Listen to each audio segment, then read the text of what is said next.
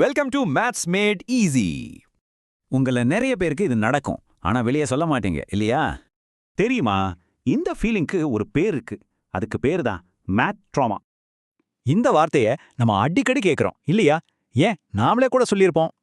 ஆனா ஒரு நிமிஷம், இது உண்மையாவே ஒரு ஃபேக்டா இல்ல வெறும் ஃபீலிங்கா? மேத்ஸ்ல கொஞ்சம் பேர் மட்டும்தான் கிஃப்டடா இருக்காங்கன்னு நினைக்கிறீங்களா? நிஜம் என்னன்னா, அந்த மேத் கிஃப்ட்ங்கிறதே ஒரு பெரிய மித், ஒரு பொய். மித் சொல்லுது மேத் ஒரு கிஃப்ட்னு. ஆனா உண்மை என்னன்னா அது ஒரு ஸ்கில். யார் வேண்டாலும் கத்துக்கலாம். யோசிச்சு பாருங்க, ஐன்ஸ்டைன்கே 9 வயசுல தான் படிக்கவே வந்துச்சு. அப்போ உங்க உண்மையான சூப்பர் பவர் எது? அது உங்க கிஃப்ட் இல்ல, அது உங்க மைண்ட் செட். மைண்ட் செட்னா என்ன? சிம்பிளா சொன்னா நம்மளால கத்துக்க முடியும்னு நம்புறது தான். ஃபிக்ஸட் மைண்ட் செட் சொல்லும் எனக்கு வராது. ஆனா growth மைண்ட் செட் சொல்லும் ட்ரை பண்ணா வரும். இந்த ரிசர்ச் பிரகாரம் கிட்டத்தட்ட 40% ஸ்டூடெண்ட்ஸ்க்கு இந்த ஃபிக்ஸ்ட் மைண்ட் செட் இருக்கு. ஆனா growth மைண்ட் செட் இருக்கிற ஸ்டூடெண்ட்ஸோட மேத் மார்க்ஸ் போக போக ஏறிட்டே போகுது. சோ விஷயமே இங்க தான் இருக்கு.